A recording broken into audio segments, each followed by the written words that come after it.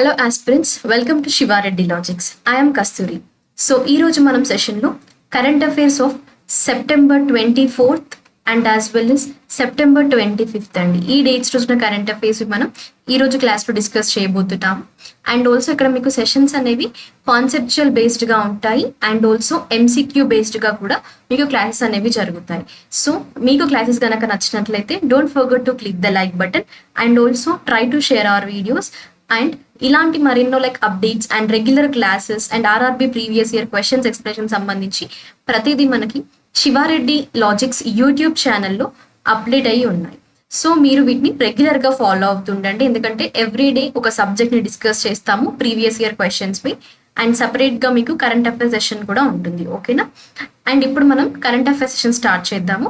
So let me start with the concept. First concept ఏంటంటే అంతర్జాతీయ న్యాయవాదుల సమావేశం 2023. సో రీసెంట్గా ఇది మనకి స్కెడ్యూల్ చేశారు. ఎన్ని రోజుల పాటు ఈ కాన్ఫరెన్స్ జరిగింది అంటే 2 days జరిగిందండి. మరి ఎప్పుడు మనకి ఏ డేట్స్ రోజున ఇది నిర్వహించారు అంటే సెప్టెంబర్ 23rd ఇంకా సెప్టెంబర్ 24th 2023లో ఈ యొక్క ఇంటర్నేషనల్ లాయర్స్ కాన్ఫరెన్స్ అనేది జరిగిందండి. అండ్ ఇక్కడ ఒక స్పెసిఫిక్ థీమ్తో ఈ యొక్క పర్టికులర్ కాన్ఫరెన్స్ని కండక్ట్ చేశారు. మేజర్గా ఏంటి ఫోకస్ అంటే జస్టిస్ డెలివరింగ్ సిస్టమ్ అనేది ఏ విధంగా ఉండాలి, ఓకే?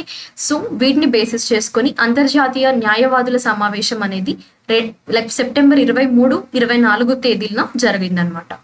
అండ్ ఆల్సో ఇక్కడ ఇంకొక కాన్సెప్ట్ మీరు చూసుకోవాలి ఏంటి అంటే ఈ ఇంటర్నేషనల్ లాయర్స్ కాన్ఫరెన్స్ 2023లో భాగంగా మనకి ఇండియాకి సంబంధించిన బార్ కౌన్సిల్ ఆఫ్ ఇండియా అండి, ఓకే? ఏంటది మేజర్ గుర్తుపెట్టుకోవాల్సిన ఆర్గనైజేషన్ అనమాట. ఈ కరెంట్ అఫైర్లో మనకి బార్ కౌన్సిల్ ఆఫ్ ఇండియా ఇది ఎప్పుడు ఏర్పడింది, ఓకేనా? అండ్ దీని యొక్క హెడ్ క్వార్టర్స్ ఎక్కడ? మరి ఫస్ట్ మనం దీని గురించి డిస్కస్ చేద్దాము. So now let me move to the concept. Yes, bar council of India మనకి 1961లో ఏర్పడడం జరిగిందండి. హెడ్ క్వార్టర్స్ ఎక్కడ అంటే that is it New Delhi, okay? And మనకి బార్ కౌన్సిల్ ఆఫ్ ఇండియా అనేది ఒక స్టాట్యుటరీ బాడీ అండి, ఓకేనా?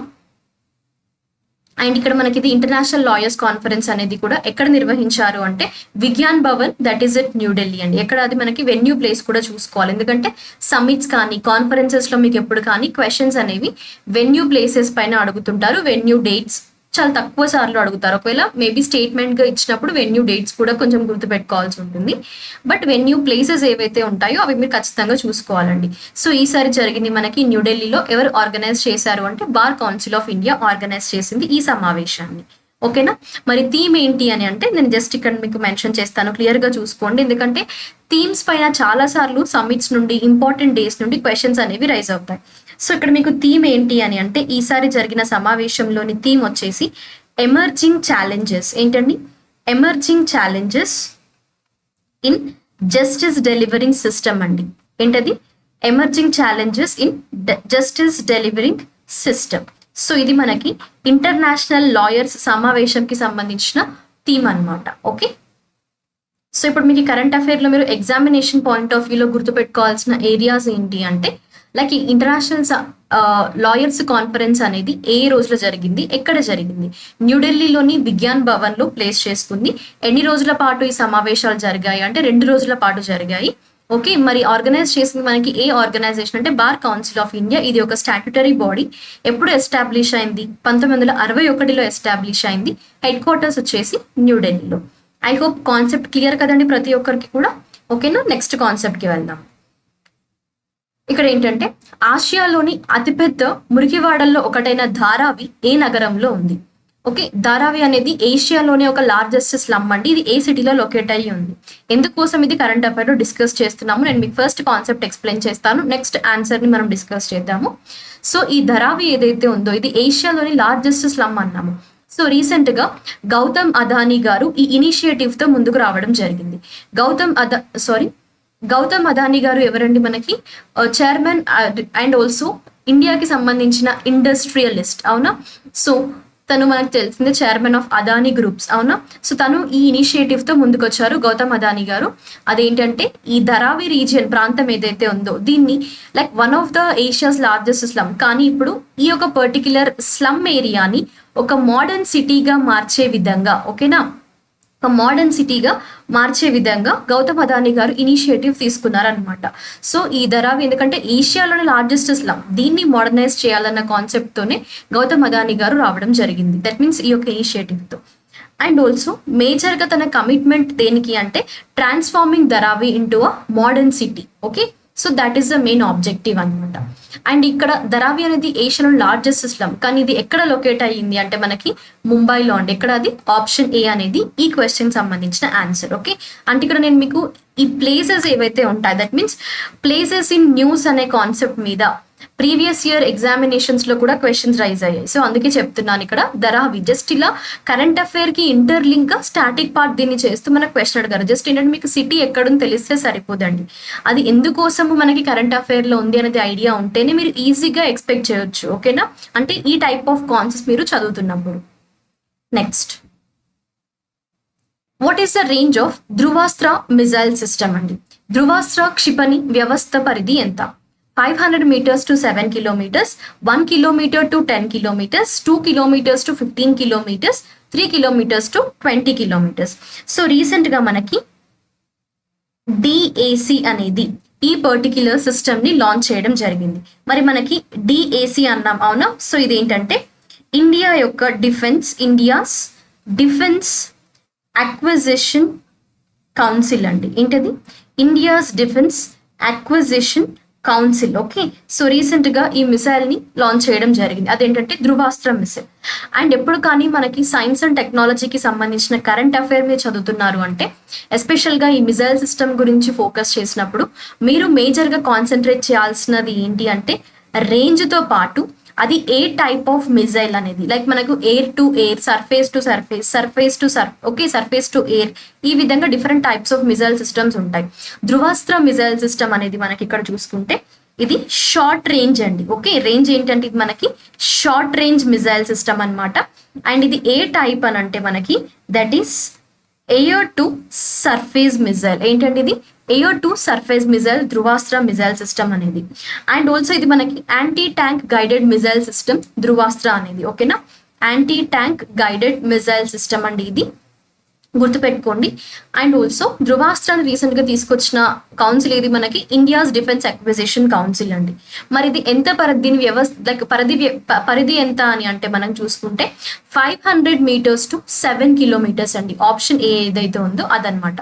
ఇక్కడ ఆల్రెడీ మీకు చెప్పాను ఏంటది షార్ట్ రేంజ్ అన్నాను. ఓకేనా, ఒక 500 మీటర్ల నుండి 7 కిలోమీటర్ల వరకు ఈ యొక్క పర్టిక్యులర్ ధృవాస్త్ర మిసైల్ సిస్టమ్ యొక్క రేంజ్. ఓకేనా, ఇది షార్ట్ రేంజ్, అది కూడా 500 meters నుండి 7 kilometers వరకు. ఇది ఒక anti tank guided missile system, అదే మనకి Dhruvastra missile system current affair లో ఉంది. ఆర్ యూ క్లియర్ నా? అంటే మిసైల్ సిస్టమ్ అనే కాన్సెప్ట్ కరెంట్ అఫైర్ లో ఉంటే మీరు ఎలాంటి ఏరియాస్ లో ఫోకస్ చేయాలి? ఫస్ట్ వన్, అది పర్టిక్యులర్ ఏ ఆర్గనైజేషన్ ఆర్ కౌన్సిల్ ఇనాగరేట్ చేసింది, అండ్ ఆల్సో రేంజ్ ఏంటి, టైప్ ఏంటి, ఓకే ఆ రేంజ్ ఎక్కడి వరకు. సో ఈ ఏరియాస్ మీరు ఫోకస్ చేసుకుంటే మాక్సిమం ఎగ్జామినేషన్ లో అయితే ఇవి మీకు కవర్ అవుతాయండి. ఓకేనా, next the finance minister predicts 6.5% real GDP growth for India in the fiscal year 24 అండి. సో ఎప్పుడు కానీ గుర్తుపెట్టుకోండి FY24 అన్నారు. సో ఇది మనకి ఫిజికల్ ఇయర్, లైక్ ఎగ్జాంపుల్ ఎలా తీసుకుందాము, ఫిజికల్ ఇయర్ అంటే మనకి లైక్ ఎంత వ్యవధిని తీసుకుంటారు అంటే 12 months ఆఫ్ పీరియడ్ అండి. ఎంత 12 నెలల వ్యవధి ఏదైతే ఉంటుందో సో ఆ కాలంని ఇక్కడ ఫిజికల్ ఇయర్ గా కన్సిడర్ చేస్తారు. ఓకేనా, అండ్ నౌ ఇక్కడ క్వశ్చన్ మనకి ఈ కాన్సెప్ట్ ఏంటి అంటే రియల్ జీడిపి అనేది 6.5% రియల్ జీడిపి గ్రోత్ అనేది ఇండియాకి రీసెంట్ గా ఫైనాన్స్ మినిస్టర్ గారు ప్రిడిక్ట్ చేయడం జరిగింది.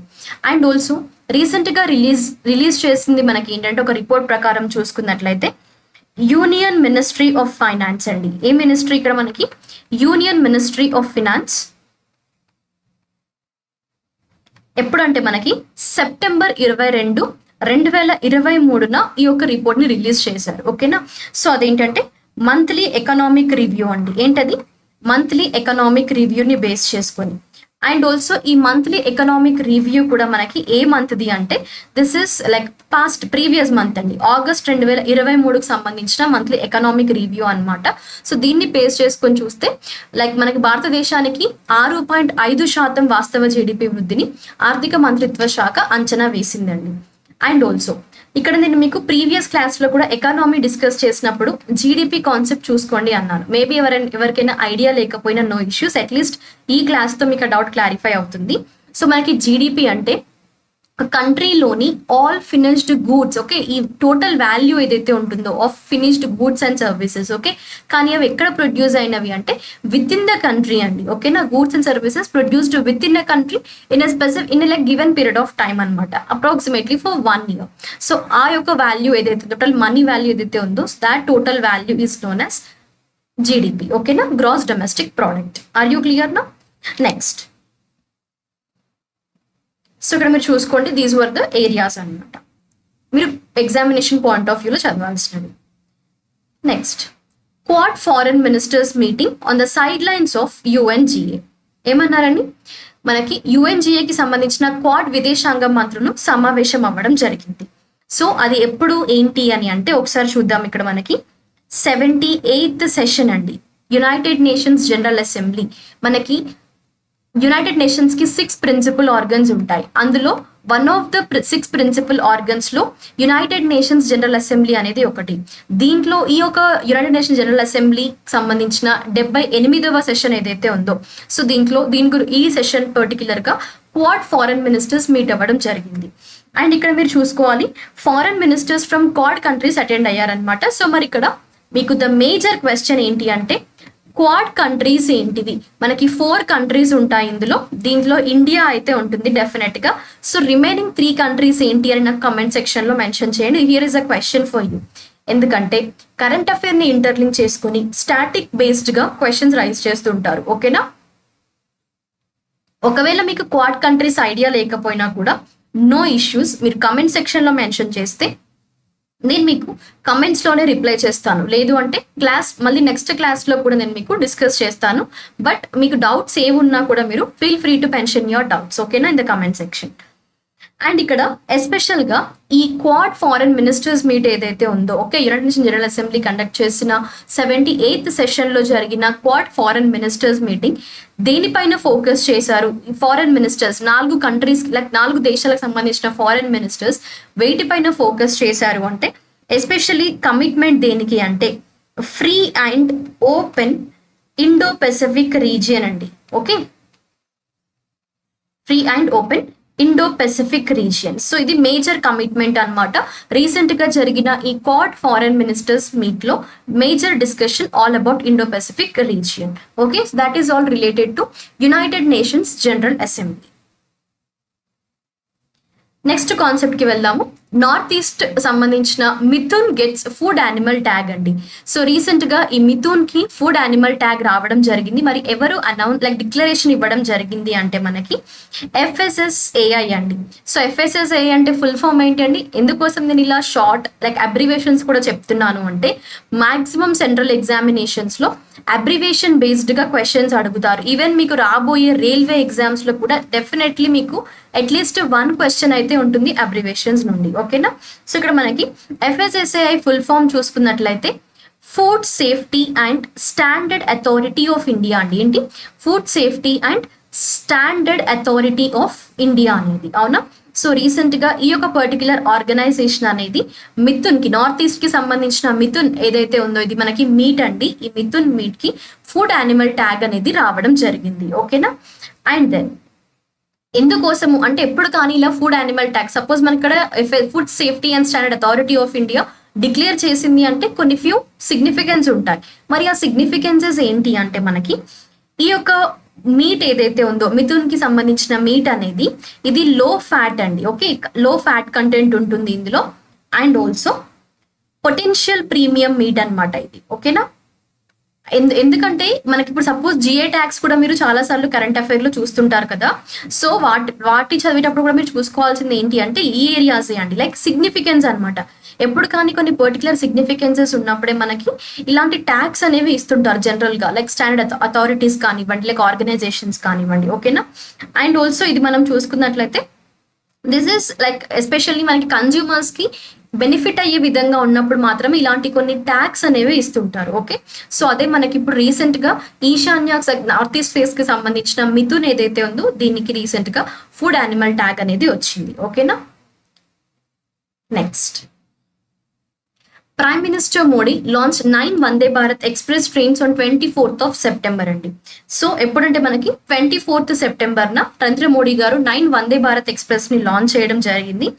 మేజర్ గా చూసుకుంటే ఈ 9 లో ఏంటంటే ఒక 2 అయితే ఇండియన్ రైల్వేస్ లాంచ్ చేయబోతుందండి. ఓకే, ఏంటవి ఇండియన్ రైల్వేస్ లాంచ్ చేసింది ఒక 2 రూట్స్ ని. ఓకే, తమిళనాడు చెన్నై వాటిని. And also major like objective ఏంటి, ఈ 9 వందే భారత్ ఎక్స్ప్రెస్ ట్రైన్స్ ని లాంచ్ చేయడానికి ముఖ్య ఉద్దేశం ఏంటి అంటే మనకి that is to offer a significant Boost అండి. దేనికి సంబంధించి మరి సిగ్నిఫికెంట్ బూస్ట్ మనకి ఏంటది, rail connectivity in the country. ఓకేనా, సో ఈ యొక్క పర్టికులర్ ఆబ్జెక్టివ్ తోనే 9 వందే భారత్ ఎక్స్ప్రెస్ ని రీసెంట్ గా లాంచ్ చేశారు. రైల్ కనెక్టివిటీని ఇండియాలో డెవలప్ చేసే విధంగా ఈ సెమీ హై స్పీడ్ వందే భారత్ ఎక్స్ప్రెస్ ని లాంచ్ చేయడం జరిగింది. అండ్ ఆ 9 వందే భారత్ ఎక్స్ప్రెస్ రూట్స్ ఏవైతే ఉన్నాయో ఇక్కడ నేను మీకు డిస్ప్లే చేస్తాను చూడండి. ఓకేనా, సో ఇవి మనకి 9 రూట్స్ అనమాట. రీసెంట్ గా లాంచ్ చేసిన 9 వందే భారత్ ఎక్స్ప్రెస్ ఎక్కడ నుండి ఎక్కడి వరకు అనేది. ఫస్ట్ వన్ చూసుకుంటే Ranchi Howrah, and next Patna, and next moving to Vijayawada Chennai,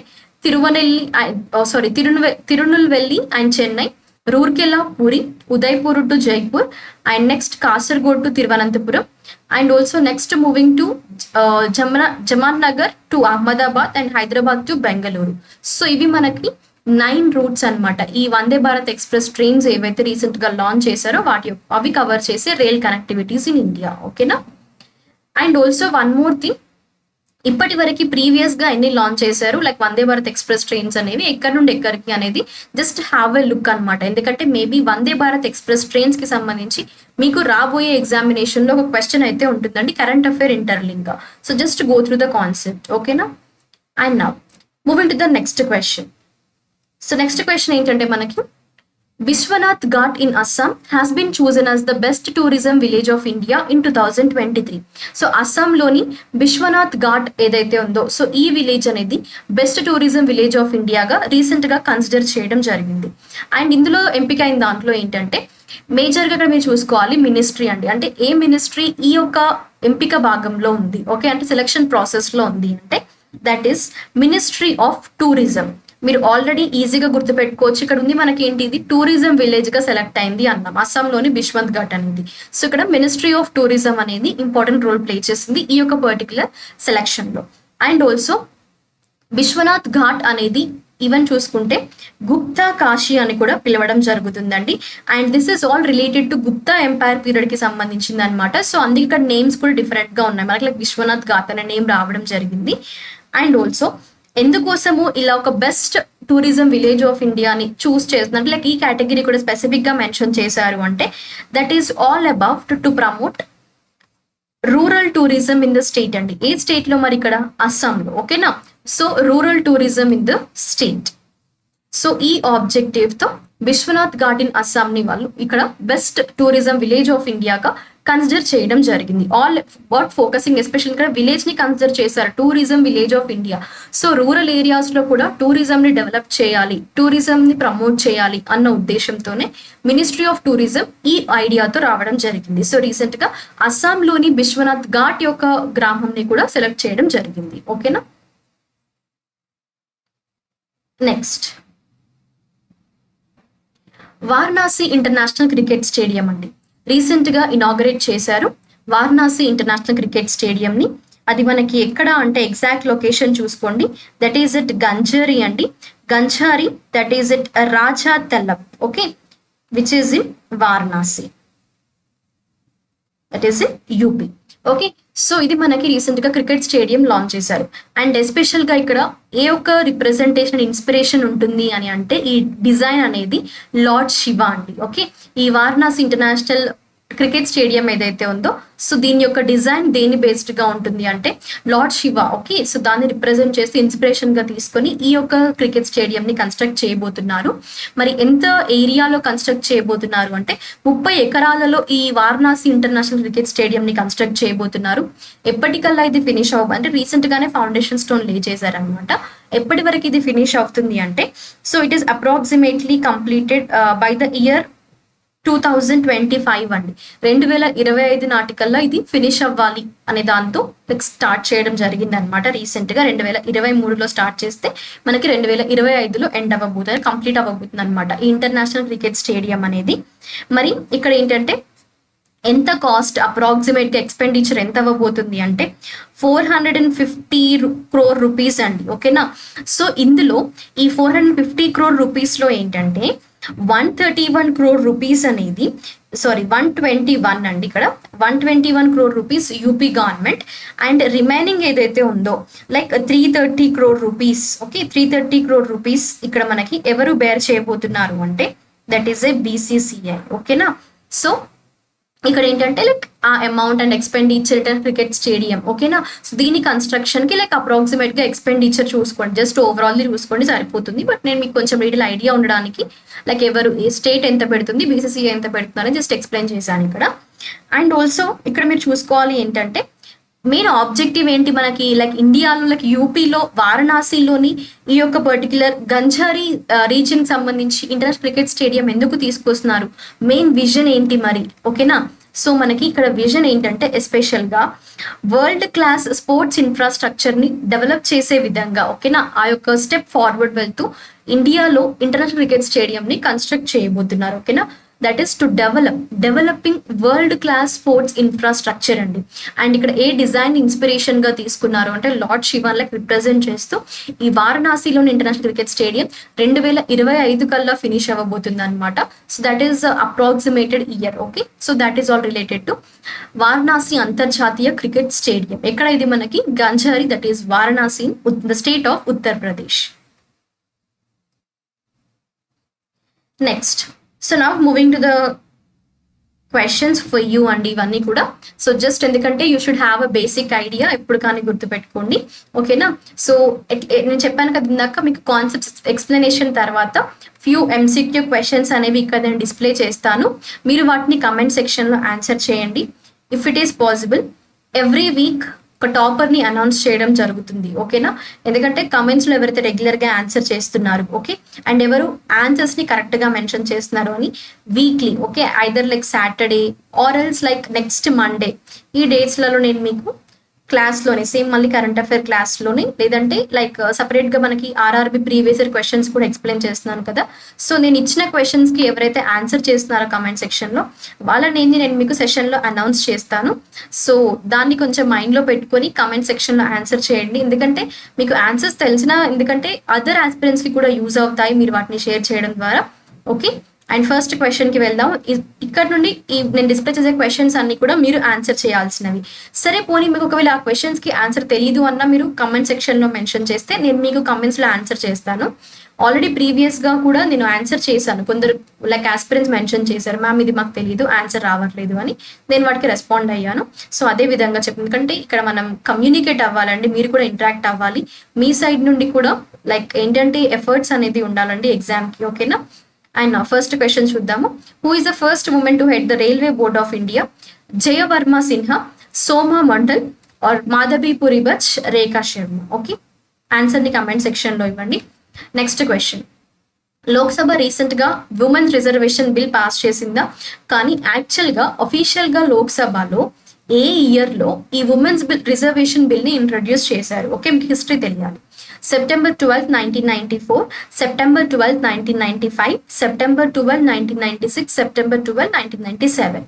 okay, concept already మనం క్లాస్లో డిస్కస్ చేసాము. ఓకేనా. సో ఇది మీకు అడిషనల్ క్వశ్చన్ అనమాట. Next, which of the following person invited by India as a chief guest for 2024 republic day? మనకి గణతంత్ర దినోత్సవం రాబోయే 2024లో జరిగే గణతంత్ర దినోత్సవానికి భారతదేశం ద్వారా కింది వారిలో ఎవరిని ముఖ్య అతిథిగా ఆహ్వానించారు? రీసెంట్ గా ఈ కాన్సెప్ట్ కూడా క్లాస్ లో డిస్కస్ చేయడం జరిగింది. ఓకేనా, గుర్తుపెట్టుకోండి. Lula da Silva, Giorgia Meloni, Rishi Sunak, Joe Biden. Next question. Recent గా మనకి G20లో 21st మెంబర్గా ఆఫ్రికన్ యూనియన్ యాడ్ అయింది. మరి ఈ ఆఫ్రికన్ యూనియన్ యొక్క హెడ్ క్వార్టర్స్ ఎక్కడ? ఓకేనా, ప్రధాన కార్యాలయం ఎక్కడ ఉంది? Ankara Turkey, Sydney Australia, Addis Ababa Ethiopia or more than one of the above. So African Union యొక్క హెడ్ క్వార్టర్స్ ఎక్కడ? కమెంట్ సెక్షన్లో మెన్షన్ చేయండి. ఎందుకోసం స్పెసిఫిక్గా ఆఫ్రికన్ యూనియన్ని అడిగారంటే రీసెంట్గా G20లో 21st మెంబర్గా జాయిన్ అయింది కాబట్టి దీన్ని ఇంటర్లింక్ చేసుకొని స్టాటిక్ పార్ట్గా క్వశ్చన్ ఇక్కడ డిజైన్ చేయడం జరిగింది. అంటే మీకు క్లియర్ అయిందా? ఇప్పుడు కరెంట్ అఫైర్స్ నుండి ఇంటర్లింక్ చేసుకొని స్టాటిక్ పార్ట్ కానీ లైక్ సబ్జెక్ట్స్ కానీ ఏ విధంగా క్వశ్చన్స్ వస్తాయి అని. ఓకేనా? సో ఇందాక ప్రీవియస్గా నేను చెప్పింది ఏంటి, ఉమెన్ రిజర్వేషన్ బిల్కి సంబంధించి అది మనం పాలిటీలో డిస్కస్ చేయొచ్చు, లేదు అంటే లైక్ కరెంట్ అఫైర్గా కూడా. సో ఆ విధంగా మీకు క్వశ్చన్స్ అనేవి రైజ్ అవుతుంటాయి. సో బెటర్ లైక్ ఎవ్రీడే మీరు కరెంట్ అఫైర్స్ అప్డేట్ ఉంటే మీకు రిమైనింగ్ సబ్జెక్ట్స్ అన్నీ కూడా ఎవ్రీడే రివిజన్ అవుతుంటాయండి. ఓకేనా? సో మన క్లాసెస్ని శివారెడ్డి లాజిక్స్ యూట్యూబ్ ఛానల్లో రెగ్యులర్గా ఫాలో అవుతుండండి. మీకు ఎలాంటి డౌట్స్ ఉన్నా కూడా మీరు కమెంట్ సెక్షన్లో మెన్షన్ చేయండి. I will be going to clarify and I will be coming across all your doubts అండి. No issues in that. ఓకేనా? ఐ హోప్ మీకు ఈ సెషన్ యూజ్ఫుల్ అయిందని అనుకుంటున్నాను. ప్రతి ఒక్కరు కూడా సెషన్లో నేను ఎక్స్ప్లెయిన్ చేసిన కాన్సెప్ట్స్ అన్ని క్లియర్ అని అనుకుంటున్నాను. ఓకేనా? మీకు ఒకవేళ అన్క్లియర్ ఉన్నట్లయితే నాకు కమెంట్స్లో ఆ టాపిక్ని మెన్షన్ చేయండి. మ్యామ్ ఈ టాపిక్ని మళ్ళీ ఎక్స్ప్లెయిన్ చేయండి అంటే నెక్స్ట్ క్లాస్లో నేను మీకు మళ్ళీ ఎక్స్ప్లెయిన్ చేస్తాను. ఓకేనా? దాంట్లో ఎలాంటి లైక్ డిస్టర్బెన్సెస్ అవన్నీ ఏం పెట్టుకోకండి. Feel free to like ask your doubts. Okay na? Thank you guys. We'll be meeting in the next session. Until then, stay tuned and follow us on our YouTube channel and try to share our videos and don't forget to click the like button.